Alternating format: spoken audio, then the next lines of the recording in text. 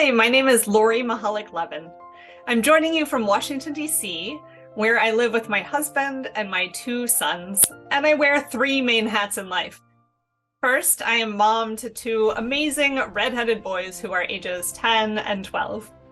Second, I'm a healthcare lawyer in private practice, and I now practice law as my quote-unquote side gig. And third, I'm the CEO and founder of Mindful Return, a program that helps employers to retain their working parent talent and that helps new parents transition back to work after parental leave. You can learn more about our work at mindfulreturn.com. I am so thrilled to introduce today's panel, which is part of the Father's Friday Summer Series. As a mom and someone whose partner in life is a dad, I'm so grateful to Fathering Together for bringing together an amazing collection of thought leaders, disruptors, and organizations that are working to change our perspectives on how dads engage with their families, their communities, and their workplaces. Today's discussion topic focuses on fatherhood at work and how becoming a better dad can make you a better professional. As a practitioner in this space, I can't underscore the importance of the following conversation enough. As you'll hear, it is rich, raw, thoughtful, and full of really practical suggestions and ideas, and even specific words that you can use. In my work with new dads through the Mindful Return program, I have seen time and time again the distress that fathers feel when they don't feel supported in their caregiving roles, whether that's from taking the full amount of paternity leave that's offered, all the way through caregiving for older parents. I've also seen on the flip side of the coin, however, the joy and confidence that new dads can feel when their employers support their family commitments and when we change the prevailing narrative that says work and the rest of life are somehow at odds with one another. Everyone on this panel is doing such important work in reframing the dialogue around this issue and reminding us that parenthood, and fatherhood specifically, gives us amazing leadership skills that we can translate directly to our workplaces. You're in for a real treat with today's conversation. Welcome to today's Father's Friday panel. Father's Friday is a program of fathering together, created in partnership with dozens of organizations and individuals dedicated to improving the mental health of dads, families, and communities. Today's topic is fatherhood at work. I'm your host and one of today's moderators. My name's Jessica DeGroot. 23 years ago, I founded the nonprofit Third Path Institute because I knew we could redesign work so that people could have more time to care for their families. And the pandemic certainly showed us this was possible. I also knew fathers wanted to be involved in this way and redesign their work too, not just mothers. The pandemic also showed this was possible. Today, I'll be joined by Ed Frauenheim, author of Reinventing Masculinity, and a good friend of mine. Before we get started, Ed's going to take a few minutes to introduce the rest of our panelists. Take it away, Ed. Thanks, Jessica. Well, I'm honored to have two friends and former colleagues with us on the panel as well, Julian Lute and Jaime Zepeda. And I'm going to first turn to you, Julian, and ask you to kind of introduce yourself, what your role and work is, and also say a little bit about your work and family story. How have you combined being a dad of two amazing guys and a professional? Thank you, Ed. Great to be with friends again. Let's see, Julian Lute, originally from Seattle, Washington. I've been here in the Bay Area for a long time. I knew when I first touched down here that this was going to be my home, so I've made it as such. My role, I work with Great Place to Work, and we are in the business of human capital and employee experience.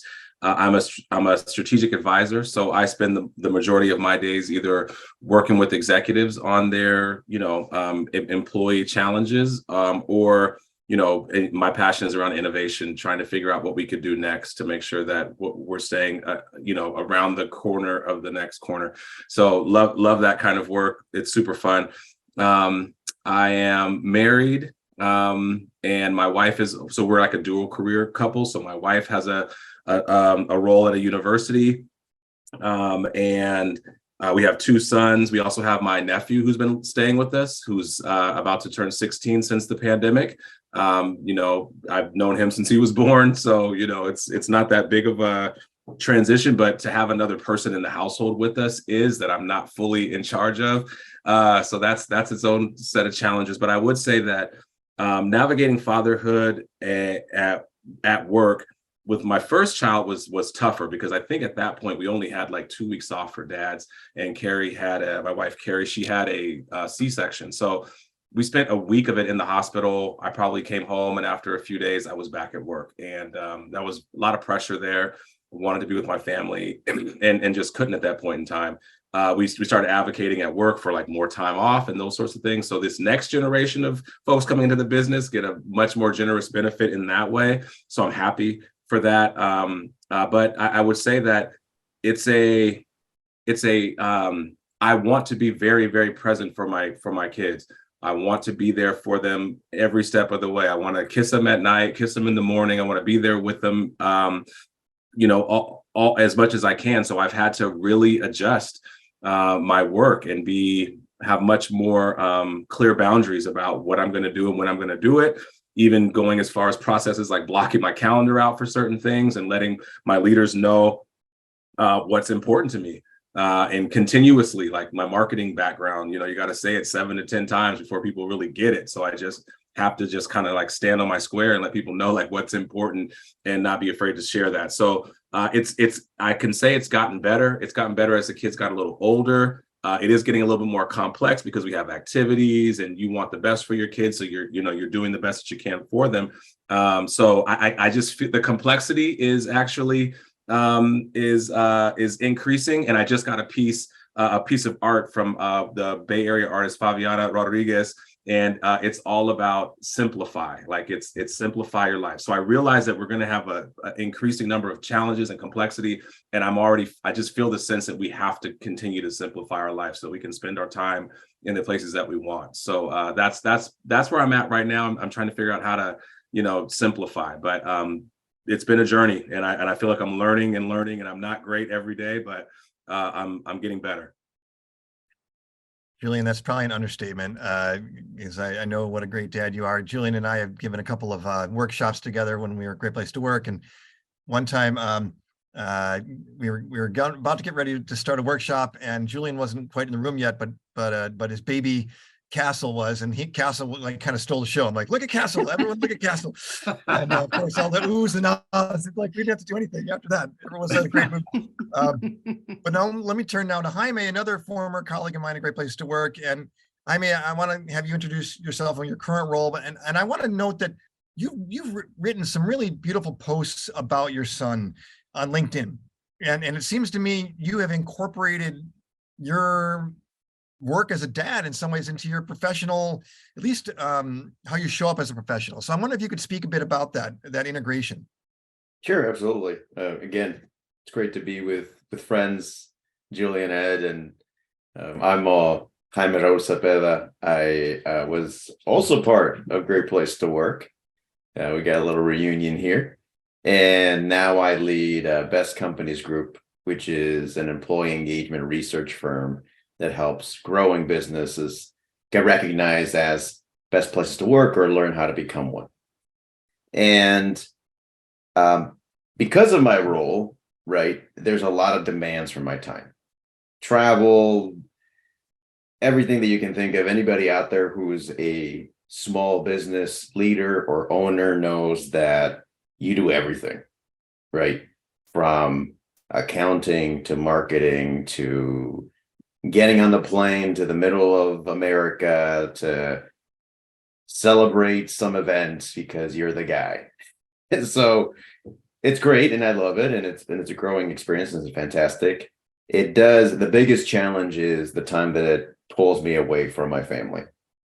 And it's something that's very personal to me because I grew up in Mexico for the first 17 years of my life. And then I made my way over to the United States, kind of all around, mostly in the Midwest. And I landed in the Bay Area, which is where I am now. And I love it. I've been here for 20 years. I wouldn't change it for anywhere else. maybe San Diego, but I'm still not sure. And growing up, my dad, he was a small business owner. He was a solopreneur, and he traveled a lot. He worked a lot. He was a sole provider. My mom was a stay-at-home mom. And so I really didn't get to see him too much, right, when I was a kid growing up. When I did, there were great moments, and he was a great father. But he was on the road a lot. He was not available a lot. And whenever he was home, he was pretty exhausted, and I get that now. I get it. And that's become even more important for me because my dad passed away in November, and very suddenly. And so I think ever since then, it was always important for me, right? But ever since then, it's become acutely important, right? That I want to be there for my family. In particular, I want to be there for my son for every single important thing in his life. And so, you mentioned some of the stuff that I've put out there, and I'm very open about the struggles, right, that I have being a man, a father, in business, what have you, because I think that helps more people that kind of like try to explore that for themselves, right? There's a post that I wrote last year, which I thought, to be honest, was a very simple post, right? It was just about, hey, you know what? Is my kid's first day at school. It's super important to me. So I got a million things going on at work. This is the most important thing in my life. And so I cleared out my schedule to be there for him because I knew he was a little bit nervous. It was a new school and all that. And I just wrote it because I said, you know what? I think other people could relate to it. Right. And it blew up. It was a big post. And the thing that resonated the most with me is how many men reached out to me directly afterwards and said, I totally understand what you're saying. And unfortunately, some of them were saying, I regret not being able to do that when my kid was that age and having to be on the road. And I think about that all the time. And I was like, whoa, that hit hard, right? Because and it was some of those folks were like clients, right? Or partners that we have. They would just be like, hey, Jaime, I saw your thing. So I don't know. That's sort of why I put those things out there, because I think it's a good conversation that most men, most fathers don't have. They just kind of like, bite the bullet and say, well, that's how it is, and I got to figure it out and can't complain. Like, I don't know. I think that there's something that we can do better. Like, to like Julian's point, like, there's ways that you can prioritize and hopefully be in an organization where they appreciate that. And so long way of answering that, but I try to create that within the organization that I lead now, and also, try to put it out there as a conversation that other companies can do because it's important. Thanks so much, Jaime. I totally agree, and I appreciate both that you are living it, that attempt to prioritize being a father as well as a busy professional, and that you're sharing your story. And I saw that post and it was amazing, and really was moved by it as well. I think, was there a part where you talked about holding your son's hand at one point? Yeah. Yeah, it was just like super touching. And I've tried to do some similar stuff. Just to say a bit more about myself, Jessica and Jaime and Julian. I'm a dad of 2 kids. They're actually now young adults, 18 and 20.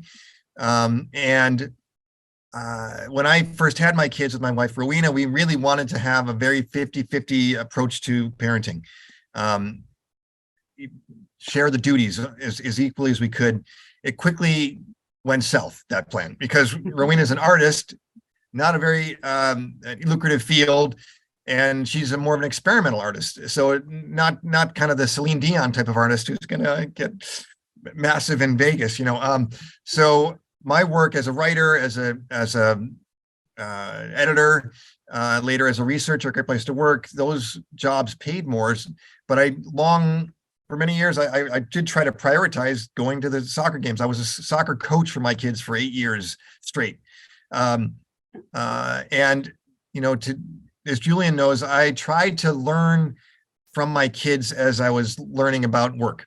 And how do we have a more trusting relationship with our employees and team members? Well, I was trying to develop a trusting relationship with Skyla, who could drive me crazy sometimes. So we put her at the center of the Trust Mindset Workshop. So all that to say is, Jaime, similar to you, I've tried to make visible some of the struggles and lessons and wisdom I've tried to pick up over the years as a dad and a professional. And it's been very gratifying. My kids roll their eyes at me sometimes, like, "Oh, Dad, why did you have to write about me again?" But they generally are, I think, glad to have themselves portrayed in a mostly positive light. And I've gotten some really nice feedback also that it's helped other men and other fathers along the way. Although, I have a lot of room to grow in my journey. So let's turn to you, Jessica. You're not a dad. I know you're a mom, but why do you care so much about involved dads, and what have you seen change over the last 23 years? Thanks. And actually, maybe I'll start by talking about my husband, Jeffrey, because when I'm listening to your stories, all three of your stories, Jaime, holding that kid's hand on the way to school is an amazing opportunity that disappears at a certain point, quicker than you think. Because I remember doing the same and Jeff doing the same with our son. And then there's that age when they don't want to have you hold their hand. And that's embarrassing. And suddenly there's a shift. But because my husband was so involved in the kids right from the start, like what you guys are talking about, and in the everydayness of their lives right from the start, I want to tell you an example of the power of that later on that is, I think, important to share. Because we're talking about a complex situation. I work, he works, but we both really prioritize creating time for family. And along comes this moment when my daughter and her best friend are having a difficult conversation after school about body image. And I had to leave to go to do something to do with work, and we share care. So Jeff took over. And here I have this, father stepping into a conversation with two teenage girls about body image. And honestly, I was like, wow, what's going to happen? Is this going to work? But because he's had this long-term relationship with his daughter, of course it worked. Of course it worked. And I came back to everybody hugging and happy and smiling. And that's profound. And it reminds me of Ed's book, because really what we're talking about is how men were put in a box around their feelings and connecting with people. And what we're really talking about is men redefining fatherhood and masculinity. And it's so powerful because what you've done all along, the two of you, is shown your children something different. And now my children are grown and they want something different. And that is powerful. And I think when you listen in today to some of the other things that we're going to be talking about, that's one of the most powerful things we can be doing right now, today. And I can see the outcome of it with my now 32-year-old and 26-year-old children. It's really very, very powerful. And Jeff doesn't regret a thing. Jeff feels like the choices he's made were exactly right. And I just want to really give you that encouragement. If you're listening in today and you're thinking about these changes, make them happen. Hold that hand. Find that to walk your kid to school. Those times disappear very quickly. So I got into this issue in part because I could see this is what men wanted, but in part because I could see we could never really change organizations if this was just a women's issue. And so we needed to really see this as an everybody issue. And it's not just children. People need time to care for aging parents. You might, as you get older, have a sibling who gets ill. You might want to be involved with your community. You might have a nephew that needs to live with you. These are things we need to embrace. I want a world where work is part of our lives and caregiving is another important part of our lives. And that's that third path. It's the idea that you can do work and be actively involved in what care looks like for you. And so to me, that was really, really important. And one of the best ways to learn about it was to live it and to see that it was really complex and there were a lot of bumps in the road. And I kind of had this idea that we'd make change in the world in 7 years. Well, here we are 23 years later. And so I might have answered your question. I'll check with you before I go on, but where we're going to go next, if you're listening in, is kind of, where are the sticky issues that we've really learned about to make this happen in people's lives? So Ed, there might be something else one of us needs to cover before we go into that next sticky issues question. I think we're ready to jump into the sticky issues. Jaime, Julian, anything that you wanted to add from this opening introductions section? Oh, let's go. Good. Okay. Well, Sticky. Sticky way. What's fun is we happen to have people on today who are all innovators about the future workplace. So you're going to be listening to a conversation that I don't always get to have, because we're about to have an event. We connect with a bunch of progressive leaders. We've been doing it for 23 years. We bring them all together to talk about the future of work. And I happen to have some pretty good innovators on the call today who I think will get us to not just understand what the sticky issues are, but understand the opportunity of what's ahead around this. Because one of the sticky issues is forever, since the industrial age, since we separated work and family, since people had to go off to a job somewhere and be physically present, luckily that's changed.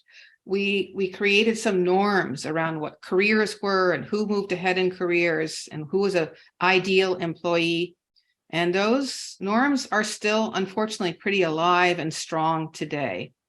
And so to get ahead, and even with remote work shifting things, it's a lot about how much time you give to work.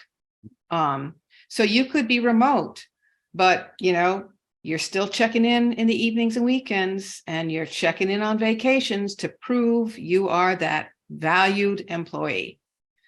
And unfortunately, there's going to be some organizations that even return to on-site work, because old school leaders still see working on site as proof of dedication, the way that they're comfortable working. And so we're up against, even with the pandemic, some push to still value an approach we call a work-first approach. And what Third Path's trying to say is, hey, can we create a new approach where we value work and our lives outside of work? And I think the message from the pandemic was that people wanted that. People really wanted to make some changes and have work be part of their lives, not all of their lives. So there's this interesting interplay between where will the future workplace go, recreating this work-first culture, whether it's remote or on-site, or a more integrated work culture. Yeah. And a place it plays out is around leadership. Who gets promoted? Who gets the bonus? Who gets rewarded? How that plays out for dads is it also gets reinforced at home. How does money play out at home? Who's going to have time to care? Along comes a baby. Along comes elder care. We need to create time for care. And that's directly up against the need to have work be first and be proving yourself as a valued employee. So there's this tension between, and sometimes it's both parents really feeling like their identities are connected to wanting to be rewarded at work. So both parents are feeling like, hey, I want to be recognized at work. You want to be recognized at work. Who's going to do the care? It's tough. These are tough questions. Typically what's happened, and we certainly saw it in the pandemic, is moms more often than dads create time for care. And that reinforces all kinds of norms. Dads don't do care. Moms are less reliable. And so it goes. And it's really a sticky wicket that keeps us stuck.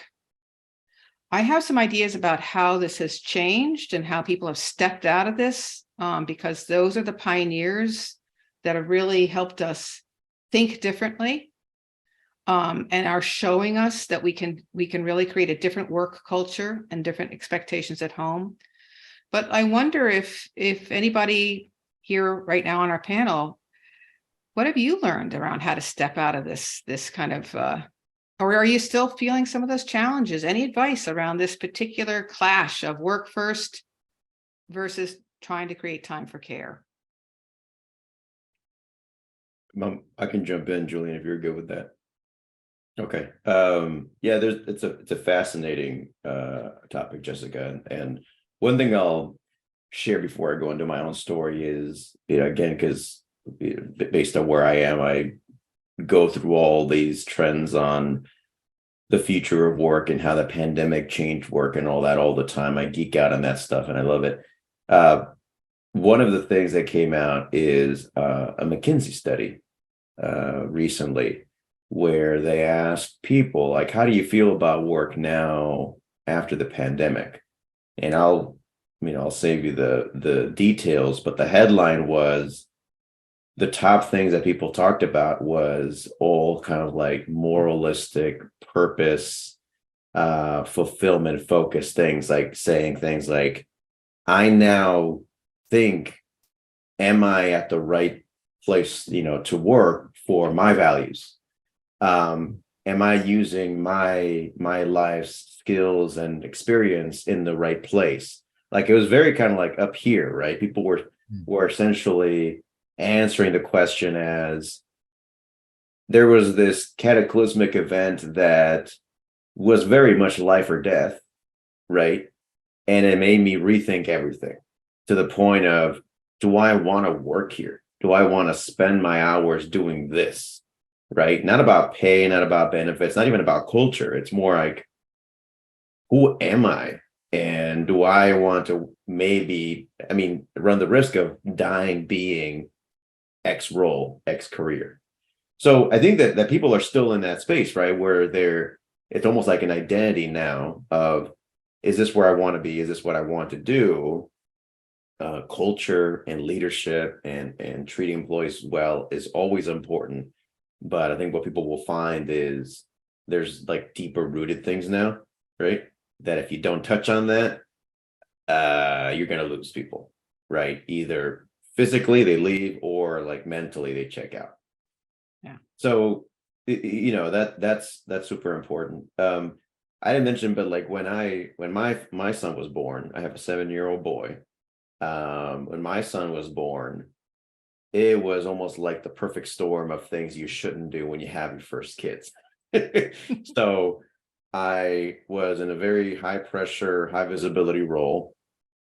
We had just bought a house. I had just decided to start business school part-time in addition to working full-time. And that was all in the span of his first 6 months. So we did all that. And it was rough, right? It was rough for like a while, for like a few years. And I think like the thing that I learned from all of that is, one, is there's always like a hidden gear, right, that you find once you become a parent. Now I remember, and then this is to our Great Place to Work days, my former boss and mentor, Michael Bush, told me this, because he saw me struggling. And he's like, Jaime, there's going to be a hidden gear that's going to be revealed to you at some point. I'm like, now there isn't, drinking the 4th cup of coffee. So, I'm losing it, man. And it's like, there will be. And he was right. He was right. So I see, like, for anybody out there kind of struggling, is everybody, especially dads, as we're talking about this, you're more resilient than you think. Right? You're more resilient than you think. You think you can't do it. It's going to be hard. You will be able to do it. It's going to be hard, but you can do it. Right? You're going to make some changes. You're going to have to make some tough choices, but you can do it. So I think that's one. Two is, I have made career choices where I leave organizations where they don't help me prioritize being a dad. Right? So previous, not where I currently am, but like previous workplaces, will remain nameless, is there was that struggle, right? And within kind of a short amount of time, I was like, you know what, this is not worth it. I'm learning. I have a nice role, and whatever, the ego is being stroked, right? I, however, am being pulled away unnecessarily from things that are important in my life at home. I got to make a change, and then I did. So like I said, like, it's challenging, Unfortunately, not all organizations are there yet. And so then I often tell people, like, sometimes you just have to make the choice, right? The system will take a while to change. Are you going to wait for that to change, or are you going to make the right choice for you and your family? I would, encourage you to think about the latter, right? So you got to make a change. Oh, Jaime, that's great. I want to underscore one thing, and then either Ed or Julian could add on. I think that this idea that I hear in your story that change can happen too. You can pay attention to what's going on and say, whoops, some change needs to happen here. Yep. Because, we don't have a child for just during parental leave. We have a child for a very long time. Well, not forever though, like not as a young child, but we have a child for 18 years where we can keep on shifting and making changes and noticing what's working and not working. So I just wanted to underscore that really important point, that you were paying attention and that you made some changes to make it work better, and brought a lot of wisdom to the point where you're walking your kid to school on that first day. So wonderful. Julian, go ahead. I was just saying, like, one last thing to underscore that is, like, I think to your point is fathers and parents, but really fathers right now, you have to realize that there is a very finite amount of time you spend with your kids in the way that you spend them right now. I think a lot of us just take it for granted, right? And then one day you're surprised, like, oh, he won't hold my hand anymore, right? There's a very finite time. And I think about that all the time, in large part because of me with my dad, great dad, very little time we spent together, right? And now he's gone. Yeah. So it's like, it's a brutal truth, but it's a truth. And the quicker you realize that, the more you're like, I got to make a choice today, rather than when they're 18 and they won't pick up my call. It's like, that's what it is. Yeah. Thank you. I'd love to piggyback on what Jaime said, Julian, unless you have a hot take you want to jump in there with. Okay, Jaime, I just want to honor that you shared that story of leaving an employer that didn't help you prioritize being a dad, because I think that runs counter to some of these pressures we feel as men to be the alpha guy, right? The king of the hill, the most prestigious job holder. And I did something similar, and it's great for me to feel I'm not alone, and kind of leaving a fast track. This is when I was a journalist, and I left cnetnews.com, where our stories were getting picked up in the New York Times. We were writing about all the hot tech companies, but I came home late many nights because the motto of the organization was tech news first. So it didn't matter when a new story broke, I might have to stay late. And I kept trying to say, can we be tech news best, not tech news first? But no, I couldn't win that battle. And one night I came home, and my wife Rowena just handed me our son, like, take it. Like, it was just, she was exhausted, and it's 8 o'clock at night. And like, we realized it was not what our values were calling for. So I left that fast track for a less prestigious job, but I don't regret it. It led me to a great place to work and to co-writing books and to the path I'm on now. But when we have cool guys like you tell that story, it gives permission to other guys to really prioritize fatherhood, it seems to me. So I just wanted to give you props for that. I'm curious if any of that resonates with you, Julian. Yeah, I mean, I'm in the middle of it right now. Honestly, my wife just got a new job. Mills College and Northeastern came together. So that created some great opportunities for her. But like, for example, last week, I was in New Orleans for a meeting. Carrie was in Boston for a meeting. We found out in December that my oldest son, Castle, has potentially an eye disease. He was playing soccer, and we went to the doctor because he said he had a pain in his eye. And then when we got there, they're taking pictures of his retina, and they're seeing these little teeny tiny little dots in the back of his retina, which, Google tells you, one thing, the doctors tell you the other thing. And then you have this thing called hope and faith that tells you to just have hope and faith and do the work. So we're in the middle of all of that. But, I think if you ask Carrie, she would say she does a lot of the work. I think if you ask me, I think I do a lot of the work. I call it, I laugh and I say, sometimes dads do invisible work, for myself in my household, like, there's a lot of things that for maintenance, just regular maintenance around the house, taking the trash out, like stuff like that, that I don't put on a spreadsheet, that I didn't organize the summer camps this year, but I made sure that our heater and our toilets are all working. So so I get it, but I also, so that we go back and forth about that. But there are the times where the pressure for, like Jaime was mentioning, like the knowing that this time is precious and it's fleeting, and that, like soccer practice, it's Monday and Wednesday. It's at like 4 to 5:15. That means I have to stop working at like 3-ish to go get the boys and then take them to soccer practice, rain or shine. After that, it's not like you're done at 5:15. Now we're on to dinner and, Kumon. Like, we have lots of stuff that has to get done. And so I'm always having to reframe my own experience to say that I want to be here. I want to be a part of this, even though my phone's going off. People are still scheduling meetings. Sometimes I have to try to take meetings during that time.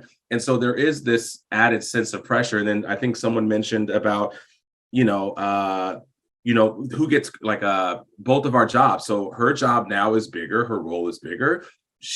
My wife's just onboarding and learning. So I think she feels the need that she has to like prove who she is in this role. In my role, I've been here for a while. I've been doing this work for a while. I have great relationships with my leaders. I don't necessarily have to prove my role in that way. I have to just keep delivering at the same kind of quality and expand in a way that they can see, that I'm not going to drop the business on its head. So I have a different sort of a different relationship with my work and my colleagues right now. But it doesn't lessen we had a conversation the other night, and it was like, I know you had a tough day today, because there was a tension. And I'm like, I had a tough day today too.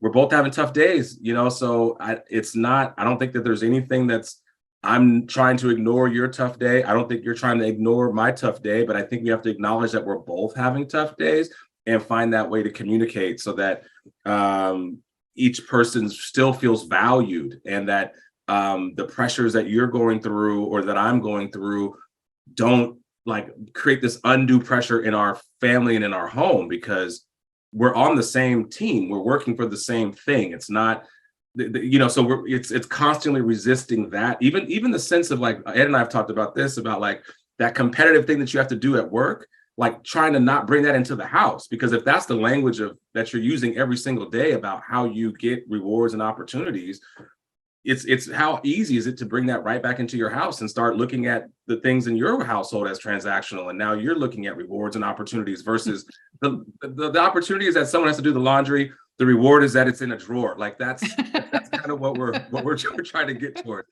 So I would say that I'm kind of knee deep in the middle of it. I do have this anxiety around what's going to happen with Castle, and then like I'm not sure what's going to happen with King. I don't know if his eyesight, if there's an issue with that. I don't know if it's progressive in the sense that he'll be blind one day, so I'm thinking about that. And then I was thinking about moving to Castro Valley. I'm like, I need a place that's flat, that's got I need to sell my house and get something that's like one story. All these things now have entered my world that I had not even thought of. So it's very complex right now. I thought it was very complex before, which is why I think I led with this whole idea of how can I simplify? Oh, and then my mother-in-law and father-in-law retired. They sold their buildings, their apartment and all that stuff. So now they live in our guest house. So they're on site, on campus. And that creates that's a whole nother set of family. That's just like everybody's in the same culture right now. And I'm just like, how do we just make our mornings nice and easy? How do we make our evenings nice and easy so that all the rest of the things that happen can sit in the place that they need to be, versus chaos entering at every crack? So it feels very visceral because I just got everybody out to school. It also feels very visceral because I know I got to be there again at 3:00. It's really, really real right now. And I'm dying to jump in because I hear Julian saying something that so many dads are feeling. So Julian, thank you. And I want to say, even 23 years being an expert on work-life integration, we are going to have to let people know there's going to be moments when it happens like this, Julian. This is part of a life committed to both work and family, where if you're in a two-parent household, both parents are committed to work and family, it's going to have times, I call them code red times. They're going to happen. We cannot eliminate that. But you are asking the right questions. You are showing the right empathy with your partner. You are doing all the right things because these times are going to happen. And you're just being awesome, So there's nothing wrong when we're experiencing those difficult times. There's nothing wrong that we're experiencing something that's difficult. It is a life well lived, a life that embraces work and family, both parents doing that. There's going to be those times. I want to talk about innovation, though, and how this could shape us, because it's a little bit about the skills we learn as an individual and what our organizations are doing that help us manage the truth that life will be sometimes difficult, more challenging than others.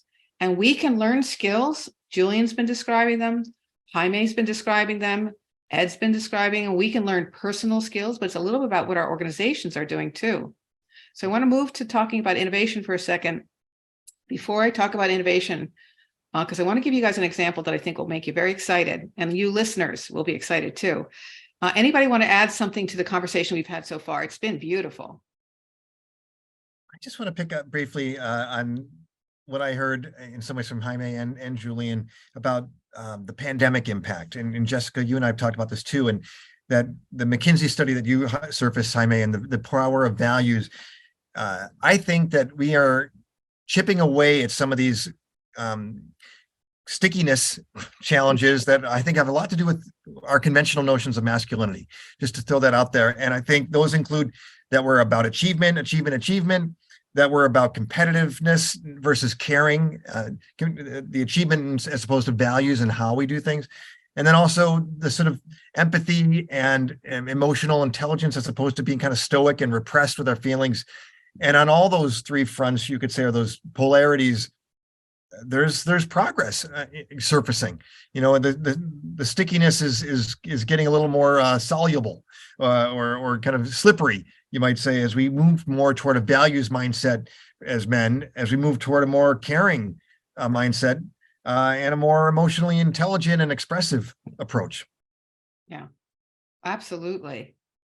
Absolutely. And I think that, we need a new kind of manager, the way that Ed's just talking about. And we learned that during the pandemic. We learned that we need a manager who doesn't just bark at you and expect everything done the way that manager says it's done, but instead is a coach to you, is empathetic about you as a whole person. We need this future manager because we all bring something else to work. And so what Ed's starting to get at is that people want something different, and our organizations need to be different. And together, our behaviors and our organizations really have an opportunity to create something pretty profound and exciting. And here we have a couple of innovators on our discussion today. So I want to throw a couple of ideas out there.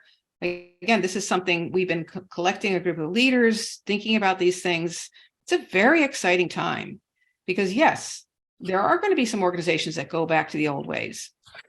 Let them. Because there's going to be a growing group of people and organizations and innovators like on this panel who are pushing for a new way. And that's just going to keep on growing. Future organizations that get born into the world in the next 10 years are born into a world where remote work and hybrid work are all normal. And they're going to create work cultures that embrace those normalities. They're not going to be based on old school thinking. So future workplaces are going to grow from where we are today, not from the past. And more innovations out there. For example, think about how this would all play out if more and more organizations embrace a 4-day work week. I'm not saying that's what everybody's going to do, but let's pretend, which we know it's going to happen. More and more do approach that. Julian, how would it feel if both you and your wife were only working 4 days a week? And like what Alex Pang says in his book, Shorter, your whole organization said, hey, what are we doing wrong if you're working more than 4 days? The organization thinks about it as, how do we collectively set boundaries so you have time for your lives? What if that is a place that happens more and more of. There's more and more organizations doing a 4-day work week, or another option is a 32-hour work week where it's a 6-hour day. Everybody gets off at 3:00. You are not getting dinged, Julian, after 3:00, because everybody's getting off at 3:00. And again, the whole organization's saying, what are we doing wrong if we're still dinging people after 3:00? And what it means to me is we've started to create a workplace that says, I think we can still be competitive, but we're competitive within a framework where we are whole people and we have some limits to what we can do. And we're collectively understanding what our resources are and how to be our very best organizations and our very best selves within the truth of we're human and we also need time for our lives.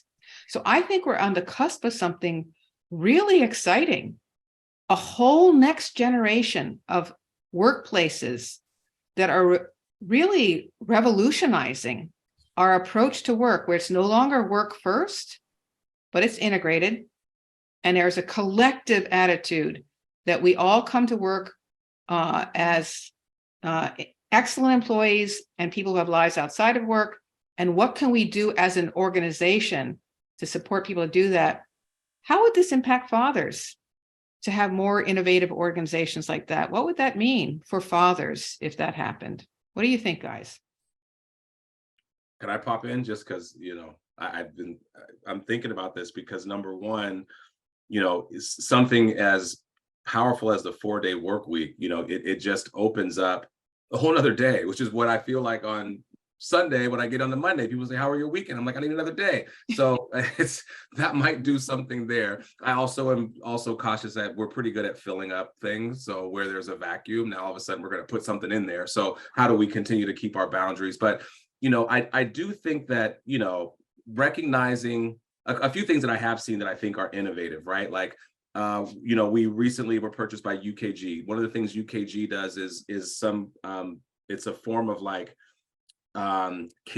children's activities reimbursement. So there's there's an amount of money that they will reimburse you above and beyond, say, childcare, but like for sports, for activities and things like that you already know are going to cost X amount of dollars. And there's that kind of like even that low level financial support that just kind of like keeps everything turning on for you. But when I think about what can be truly innovative in this idea of like the collective consciousness of people, for our organization, we learn a lot from best companies. We learn a lot from what they do, and some of those things we bring in-house, right? And I remember there was a point in time, which still is out there, but it's not the same as it used to be. Some of you might remember, which is like when you're on the sales team or any customer-facing team, it's always the customers first. The client is first, no matter if you have an internal meeting. So you'd have one-on-ones with your manager, they could get pulled off the calendar because they had a client call, which always will supersede. So I remember feeling a point when I was, an associate consultant coming up, like, I'm not that important. Like the client's way more important than me. And so number one, that never felt good. It always felt like, I don't know. I talk to people all the time and I can wait 5 hours for a response. I don't know that people are that like, I think that that's us being so keyed into what we think, and also from operating from a place of scarcity where you think that if I don't claw this bit of 5 minutes from that person and that 10 minutes from that person, then somehow everything's going to implode. And so I say that because that's one of the things for me. If organizations could come to this place where you're not always on. Like you can be always on and use your technology, use your automation, all that sort of stuff. But so that people understand that there are people on the other side of that email. There are people on the other side of that phone call, and they also are going through things in life. And oftentimes they will respect the fact and honor your authenticity, honor the fact that you're putting out there that, look, we're doing a 4-day work week, or we're doing 6 days a week or 6 hours a day so that we can give our people time to refresh, recharge, and be with the people that care the most about them. I think we have to remember that people are people. And so that's one of the things that I think from a person that's on this side of the workplaces, but thinking about innovation is like actually going back to the fundamentals of trusting people, that people get it. There will be some people who are like, I couldn't get you on the phone, but even that feels like the Mad Men days. Like, it doesn't feel like that's the thing, because who the heck's on the phone anymore? So, I think that we're kind of lagging. We're lagging in that, right? So that's what I would offer, is that I think we can do better by trusting each other and realizing that many of us will give each other grace, and organizations get a lot of grace when we operate from that place of authenticity and purpose. And Jaime, I want to give you the mic next, but I want to underscore, Julian, one of my board members has very important clients, very, they're competitive to get these clients. And what he learned a long time ago, because he wants to live an integrated life, was, they're human beings too. The more I engage with them about their lives outside of work, the more we connect as human beings, the more we can understand each other and be able to set reasonable expectations about, I'm going to do excellent work for you. You're a human being. I'm a human being. How do we do this, respecting that as well? And it's turned out to be like they really respond great, because it turns out they're human beings. Funny. Or I have another board member who chose which clients she worked with because some weren't reasonable, and she picked the better ones. So I think that you're onto something here about how we can really be smart that way. That's wonderful. Jaime, you might want to be adding something in, and otherwise I'll check with Ed. Yeah, no, I mean, Ed, do you want to go, or? No, please, I want to hear. I know you're going to say something interesting, Jaime, so please Well, share your thoughts. I don't know about that. I'll say something, and then we can, that'll be the period. I actually have a slightly different take on 4-day work week and remote work and all of this, because I actually still think that that's not a solution in itself, right? I think 4-day work weeks, which I agree with you, Jessica, I think within the year, you're going to see this as something that more and more companies are thinking about, right? Especially as the war for talent still keeps going. I mean, we're going into a recession and it's going to be tough, but I still think that people, especially top talent, will have their place, their choice, right, amongst companies. And there's going to be a fight for that. And 4-day work week will be what remote work was 2 years ago, right? Come on over here. We got this too. But I think like 4-day work week and remote work and unlimited PTO, those are all tools, right, that a company can use. They're still tools that can be completely abused, right? A 4-day work week could still technically be people working 14 hours a day, right? A 4-day work week could be that. A 4-day work week could be where we want you to do these things within 4 days. If you need the 5th day to finish it, we won't hold you back, right? It still kind of goes that way. Same with unlimited PTO. We have all the PTO you want, just don't take it, right? Remote work. It's like you can work from home. You can work whenever you want. Just make sure that you're clocked in virtually at 7 a.m. It's really a tool, right? I think all of this, and it can be helpful for sure, but what all of this is masking is what you mentioned earlier, is a vacuum of leadership, right? Leaders need to be able to have better conversations, adopt a new form of leadership that helps them build and grow teams that can be flexible, autonomous, and fulfilled, right? You can have all the tools and all the perks you want. If you don't have that, none of that will matter, right? Because I've worked at organizations when you have a limited PTO and it doesn't really make a difference. I've worked at places where they're like, oh, you know what? We're going to stop working at Friday morning, and we're not going to come back until midday Monday and celebrate. And it's complete chaos because, right, leaders and clients and all of them are like, I still want you to pick up my email at 9 a.m. Monday.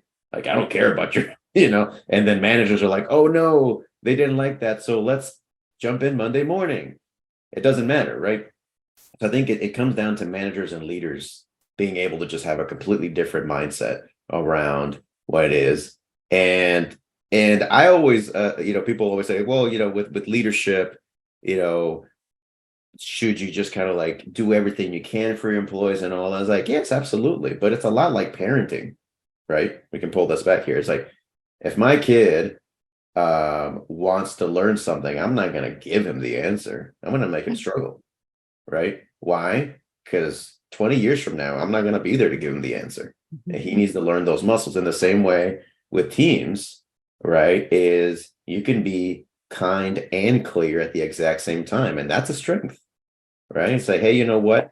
I think you're better than this, right? I have high expectations for you. You need to do that presentation again, and this is how you should do it better, right?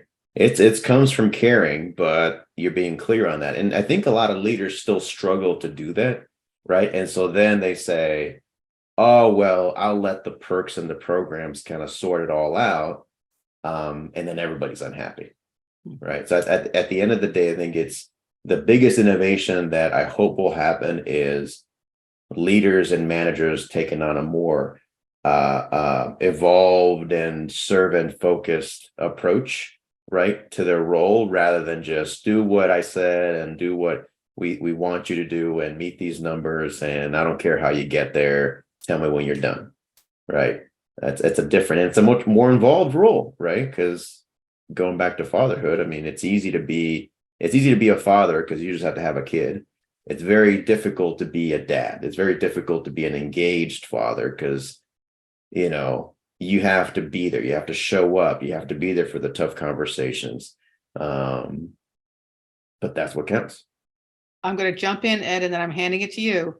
Jaime, you just answered the question for me because we're talking about fatherhood. And I think what you're saying, and tell me if I'm hearing you wrong, is a servant-focused role to leadership is exactly the same skills you learn as an engaged father. Parenting teaches us this. These go hand in hand. And when you are someone who's not had the opportunity to really enjoy that kind of engaged parenthood, you're not giving yourself that free learning experience of how to be that kind of leader. What do you think, Jaime? Is that there's a link there?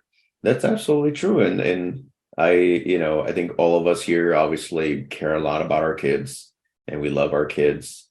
That doesn't mean that, we don't push them, that we don't challenge them, that we don't ask them to strive for something bigger, right? And that's love and care as well. Yeah. So there's a lot of things that transfer from parenting to leadership to business leadership to whatever, right?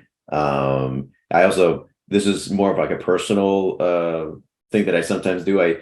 Whenever I end up meeting coworkers or employees or whatever with their families, I get a good sense of what kind of leader they would be by how they work with their kids, how they show up with their kids. I think if you notice that, like if you look at people, how they show up as a mother or as a father with their kids, that tells you a lot about their innate leadership style. And between us, if they have a leadership style, because some folks are not, they don't have that, and that's fine. But there's a lot there. There's a lot of connected stuff there. Yeah. Wonderful. Ed, what are you thinking? Yeah, well, I'm glad, Jaime, you took us in this direction, because that was one of the places where Jessica and I wanted to talk as well, is what are the ways that being a great father and emphasizing your role as a dad can help you in the workplace.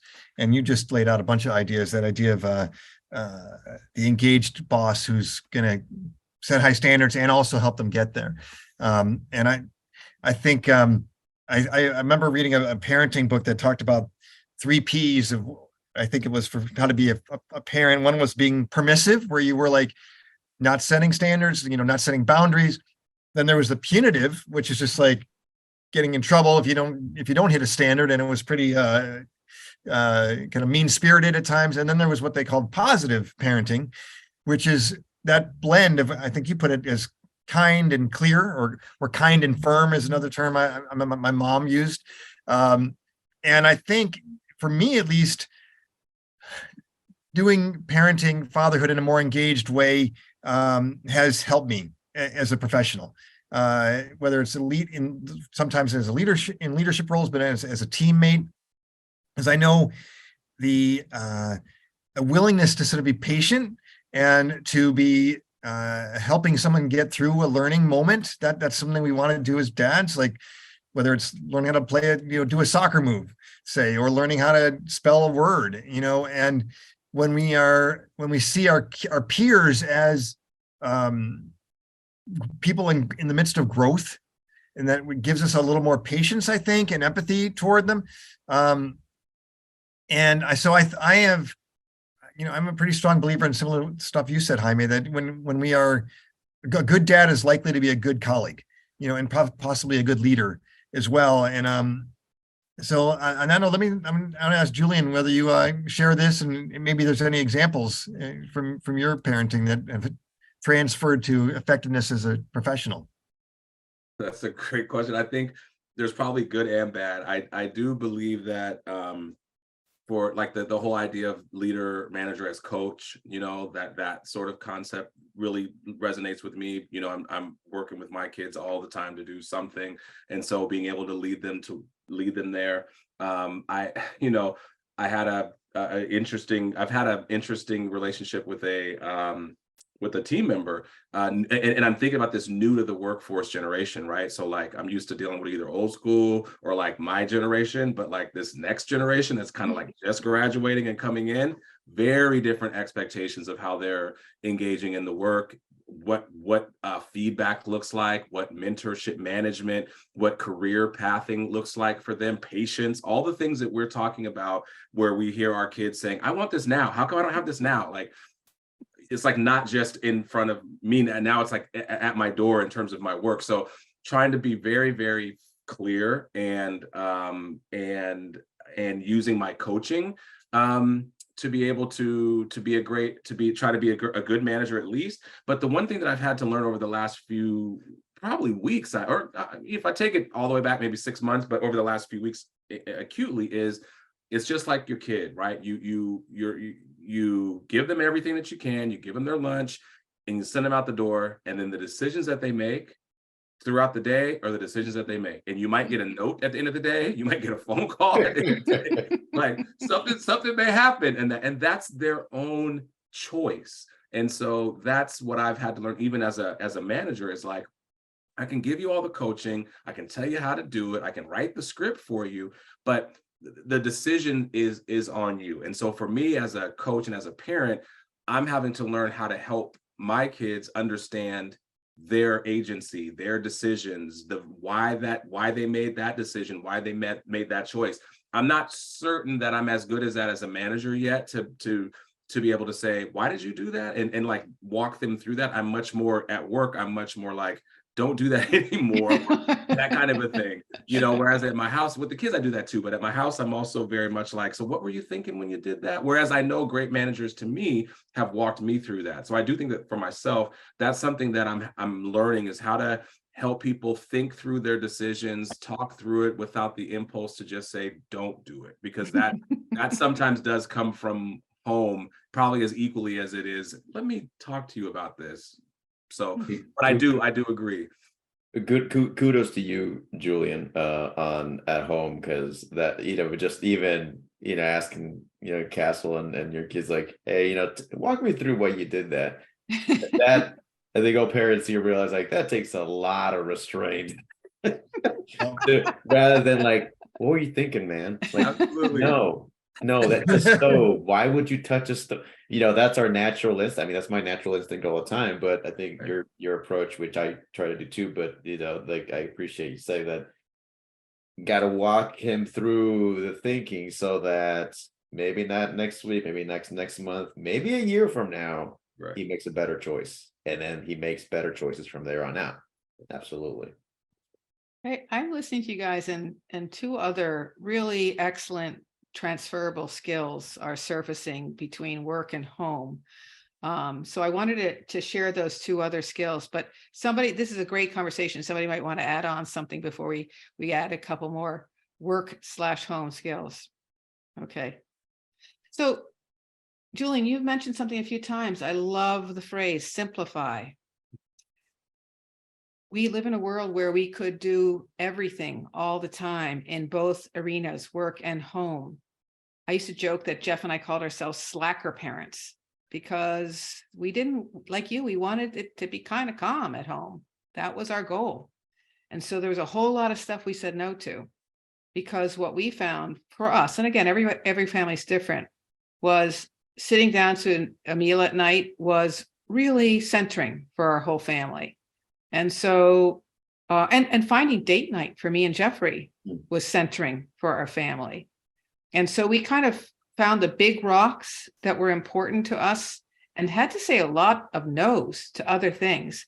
And so that's priority setting. Guess what? We need to do that at work. You know, we need to manage up and manage down around, we can't do it all. What's the big rocks? And that is a skill that's so important, more important today than ever before. If there's one other thing that's changed in 23 years, is how fast the world is coming at us and how many choices and options we have. And so that skill of priority setting has become really, really important. Alongside of that, I want to throw out technology. So our family also got really good, partly because we were not in the middle of it when we were raising our kids. Technology was taking over towards later when they were older, but we were really good at setting boundaries around technology. You know, we did not have phones at dinner. We actually, in short car rides, didn't have phones either. I didn't want to feel like I was the chauffeur. I wanted to, have a conversation with my kids. So we had phones away, and my kids would say to their friends, "Oh, you can't use your phone in the car ride because, we're talking or whatever. We're listening to music or whatever." And so modeling at home boundaries around technology is going to be so important for our kids, because our workplaces will take over if we're not careful about that. And they will spill into our nights and weekends and vacations. And so learning how to set boundaries as a family, I've even heard of families now who are taking a technology Sabbath. No computers, no any technology 1 day a week, just to detox from technology. And so these are things that really play out both on work and home that we can get smarter about. Anybody have any thoughts about those, or experiments around those, or other skills that are transferable between that fathers can teach? Well, one, I want to go back to your simplify that Julian highlighted as well, and the term spaciousness comes to my mind, that we can help our kids develop a sense of that when they're really in high pressure schools. Mine have just been in high school and college and pretty stressful places there, and to try to help the kids not be overwhelmed, and that extends to us as dads. And I can tell you, some of you all know I've been wrestling with some anxiety in recent months that has a lot to do with letting my plate get too full, and not saying those no's enough, as you talked about, Jessica, not doing the simplification that you were getting at, Julian. So I think the importance of boundary setting, of creating spaciousness in our schedules for ourselves, for our kids, and then for our work, those are all really important right now. Amen. Amen. Anybody else? I have one thing that I told my manager a long time ago, when I was I was struggling with money, just like conceptually, right? Like I had it kind of, but it kept going out of my pocket. It was it was just not, wasn't happening. We're all doing that. We understand. Okay. All right. Well, there was this reminds me of Ed, of what you were talking about. Of this, two things. One is this sense of abundance. I told her I want to live a life of abundance, and there's lots of ways that that's being defined, but I said that's kind of where I'm being centered. And so, and my manager, as raises or bonuses came through, she was like, Julian, can't wait to give you this, because I know that you want to live a life of abundance. So kind of leading with that thing that's important, right? And that piece. I'm going back to the simplicity piece too, because I do know, and prioritization, I do know that lots of folks are feeling this sense of overwhelm, and I think with my household, I'm able to sort of create a semi-rigid schedule about what we're going to do, and an expectation, a rhythm for at least what we're supposed to do. We come home from school, we take off our shoes, yada, yada, yada. We're going to do our Kumon, you know what I mean? This day is soccer, giving some sense of what's about to happen for people. For my kids, I think helps my family kind of get along. I know sometimes I'm asking for that from my family and they're not really having it, so I have to create it. But I do think that when I think about what we can do for our people and what we can learn through parenthood that we can continue to share as dads is not giving the preview, helping people see a little bit further down the road in the track, versus what sometimes feels like it happens is you just get onslaught of email, onslaught of meeting requests. If your calendar's open, you know what that feels like. But I think that there is a little piece about what the way that at least you run the household, that there's some kind of foreshadowing of what's about to come, and how can we help people see at least the things that are consistent. These are going to be the things that are consistent. Love it. Love it. Love it. Yeah, for me would be some of the things that I try to do with my son that I try to do at my work is, and mostly because I lead, a lot of people, so it's almost like I have multiple kids at the same time. Is just like, it's this idea of like resilience, right?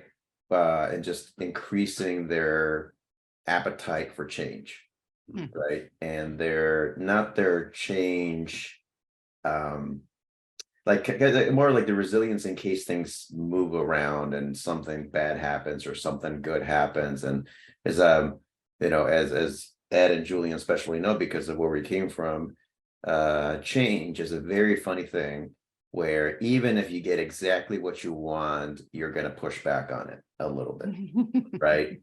It's just human beings are wired in a way where you say, I would like for this to happen and this to be better. Like, great, tomorrow it's going to happen. Oh, whoa, not so fast. I don't want it right now, right? So change, good or bad, is always tough. And so with my son and with my teams, I kind of try to create the space where if something changes, there's an opportunity to like reflect on the change, right? To sit with it and try to understand it. But we don't go back. We don't like say, oh, because of you not wanting this change, let's go back to how things were. It's like, no, we're still moving forward, but let's have a space to talk it out, right? So for my son, it could be, we were going to go to Disneyland next month and now we're not. And he's obviously going to be upset.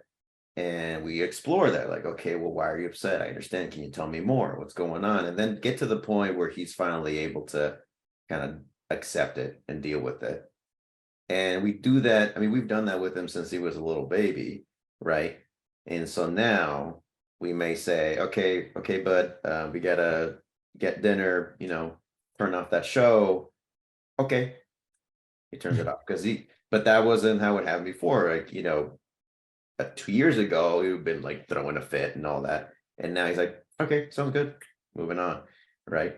And the same thing is with I think teams, like that's another part of like, the leaders, right, that need to be, is like, you have to be kind but clear in moving things forward. That means sometimes you got to slow down for a second, hear them out, have a conversation, and then explain why you're moving in the direction you're moving, or why things need to change, and keep moving, right?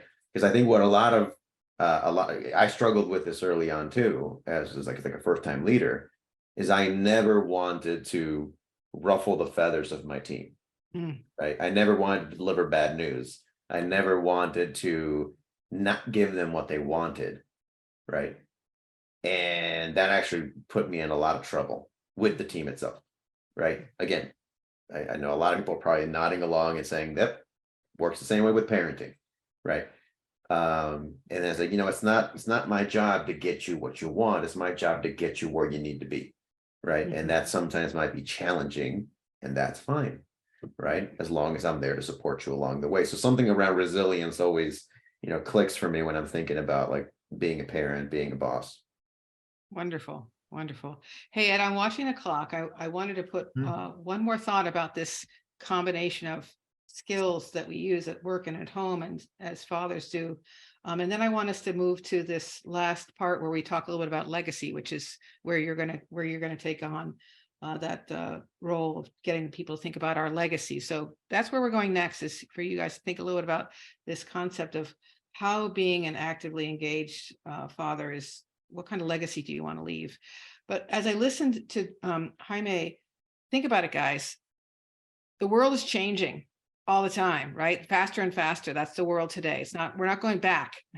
So change is not only something we need to learn how to be comfortable with, as Jaime talked about. It is the reality of things. But guess what? You, as an actively engaged dad, it's all about change. Your kids grow up and change. Your job changes. Your partner's job changes. Your parents' needs change. Your team's needs change. You are experts in managing change as an involved father. You are learning it every day. And so I really do believe that this kind of approach, where we encourage people to have work be part of their lives, but also caring in their lives, whether that's children, aging parents, all of the above, we are learning really important skills to be integrated people. And it is the skills that we need for our workplaces. It's the skills we need for our homes. And so this third path, really, I do believe, is the future. And you guys represent doing that every day, real time, really lovely. Ed, get us started thinking about legacy. Sounds good, Jessica. A great point about the change and change management, and fathering and professional work. So fellas, we wanted to kind of land on this idea of like, how do you see the legacy that men want to leave in their lives changing when they are more active, engaged fathers? And I guess I'll kick things off by saying, like, to me, what I notice is a shift away from maybe the standard, or one of the standard ways of seeing yourself as a high-powered professional guy, like the head of the father in the TV series Succession, the media conglomerate, who's just kind of power-hungry jerk in a lot of ways, not that deeply loving of his kids. They're there to kind of have his legacy continue on in terms of the history books, but not really in a sense of, making the world better, through his family, say, or through his organization. And what I see, going back to what you said, Jaime, about the purpose reflection that's been going on in the pandemic, that more guys are seeing themselves as a whole human being with that kind of aggressive career push side, but also, maybe in some of these, what you could call the feminine side of humanity, and the compassion, the connection, and they want to integrate, to use a word you've talked about, Jessica, such that they're going to make a difference in their kids' lives, put values that go on through the generations, in the same way they want to affect their workplaces in a way that leads to a better society. And so maybe that's a little pie in the sky, but I'm curious what you guys are noticing, or maybe even your own sense of what legacy you want to leave as a dad and as a man. I can start it, or unless you're ready to go, Julian. Please go ahead. All right. So I think about legacy all the time, and just because it's something that growing up, my mom and my dad would kind of always ask this about us, my sister and my aunt and me, right? Is they didn't use exactly the same words, but like, how do you want the world to remember you, right? And the world could be your family, the world could be your community, the world could be the world, right? So I've always kind of like thought about that. And if you asked me 10 years ago, it would have been all about not exactly as Logan Roy, right? I wouldn't go that far because he's quite a character, but it would be very achievement focused. It would be very much, I want to build this, I want to launch that, I want to be this, I want the CEO of this thing and that thing. And ever since I've become a father, I've realized that my legacy is my son, right? My legacy is my son, and the kind of human, the kind of adult that I end up helping him become, right? The kind of man that he becomes, right? He's my legacy. And so just to kind of close this out, for me, we started with that post about, that I put on LinkedIn on the first day of school. In that post, I also mentioned the mantra that I share with him every single day. Whenever I drop him off at school, or whenever I, walk him there, I always tell him, hey, bud, remember, have a curious, kind, and courageous day. Curious, kind, and courageous every single day. He likes to add, and cucumber at the end of that, which I still don't understand what that means. But I'm like, sure, bud, cucumber as well. but I always tell them, like, you have a curious, kind, and courageous day, because those are the most important things for our family, for you. And I hope that you become that kind of man. Right. And my favorite play is Hamilton. And in Hamilton, they talk about this at the very end. He says, what is a legacy? It's planting seeds in a garden you never get to see. Right. And so he's a seed.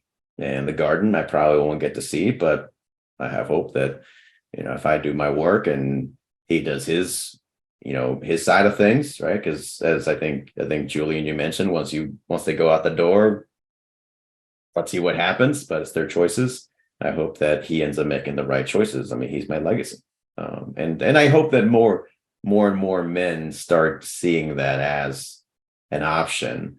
I think they are, right? It's like, maybe being a great dad is my legacy, and that's going to fulfill me, right? We'll see. But my hope is that happens, because we can definitely use a lot more great dads.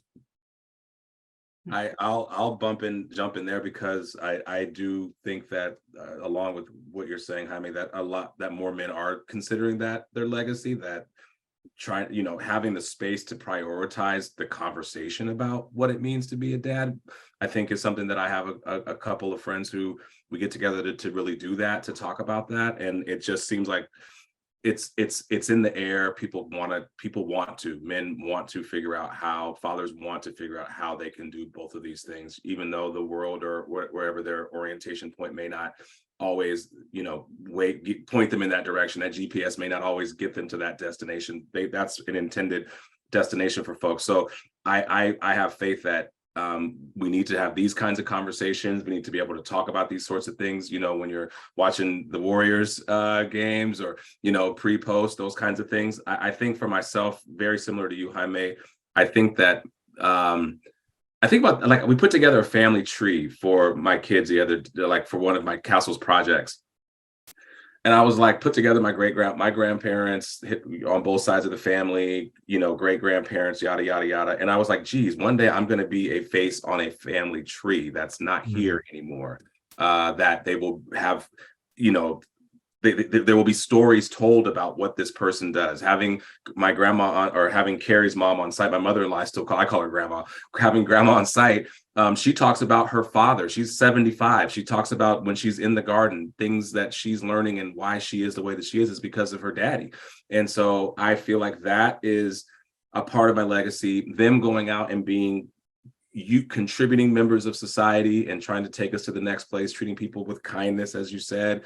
That's another part of our legacy, my legacy specifically. And I can see, I have to see myself leading through them. I also think about as a person, like single mom growing up, like I think about the economic legacy too. I'm thinking, like, how do I make sure that I'm setting them up in a way that they know we can be entrepreneurs, right? So Carrie and I we're always thinking about ways to have passive income and investments that allow our family to know that we can be taken care of, we can take care of others, and that there are pathways to doing that. So I have an economic legacy that I hope to, it's not going to be like Bill Gates, I'm sure, but it'll be something that they can at least understand that there's a pay it forward mentality, that it's like, whatever that looks like. So I'm thinking about those types of legacies, the stories that are told about who I was as a father, who they hopefully become some extension of something, the decisions, hopefully, that we've been able to talk through, and also this economic legacy that we can build up our community. We can also share share with the people that matter the most to us, so we can be set up for success. Wonderful. Ed, how about you? I love what you guys said. And one little story that maybe combines some of that, the personal, professional, like our kids is our legacy. My son, I think you guys may have heard me say, I was just finished his first year at University of British Columbia, and he I wrote about him in this book, Reinventing Masculinity, is having an amazing amount of compassion, better than me, and he asked me to bring 5 signed copies of the book up when he came back from his winter break, because his friends were going to have a reading group about the book. And that just touched my heart there. Like, Julius is such a great example of what I would call the evolving man, the liberating man. And the fact that he's found friends that are interested in the same stuff, to me, it was really gratifying. And I'm seeing that, and I'm sure, I suspect something similar will happen to you, Jaime and Julian, as your guys get older. They're going to make you proud. And we're making little ripples, one pebble at a time. How proud are you, Ed? Super proud. Wow, that is the ultimate story. Wow. I want to share one of the things that you guys are doing. You might not be aware of it. You are also partnering with your, well, in this case, wives. You are role modeling a partnership at home. 32 years into our marriage, our kids have watched this partnership. And yes, Julian, there are times when it's been hard. Code red moments. But you are role modeling a partnership that is profoundly important too. Carrie is this amazing person doing great work and amazing mom. And you are a great person doing work and amazing father. And that is profound legacy you are giving to your children too. That partnership that they see you guys do together is profound. And it's continues today. I mean, Jeff and I keep on redesigning our lives because lives keep on changing. And so our skills to think together about what we want next just keep on getting smarter and better. So it's really a lifetime skill set. So wow, I am so happy with where we are going. Ed, I want to see if there's any last words you want to say before I say the wrap up paragraph from our amazing discussion. I'm just proud I invited Julian and Jaime and you also, Jessica, to join here, because I couldn't have picked three more wise folks with brilliant things to say. So thanks so much to everybody. Wow. Wonderful. Wonderful. Thank you, everybody. We've been listening into a really powerful conversation about fatherhood at work. And what you've been hearing is our actively engaged roles as fathers is profoundly shaping the workplace and our families and our lives. And if you're not convinced that this is a really good thing, I'm surprised. And I want to thank everyone for listening into our panel today. I know I've learned a lot and appreciate the vulnerability and the wisdom of our panelists. We'll have another panel next week, live on YouTube, with more resources and strategies to help you improve yourself, your families, and your communities. And if you want to get more involved with Fathering Together, Father's Friday, or any other important we discussed today, please contact Fathering Together at info@fatheringtogether.org or get involved through our website. Our goal is to help you be emotionally courageous, connected, and committed to those who matter most to you. I hope this discussion today provides a lot of insights and strategies to do so. And we'll see you next week.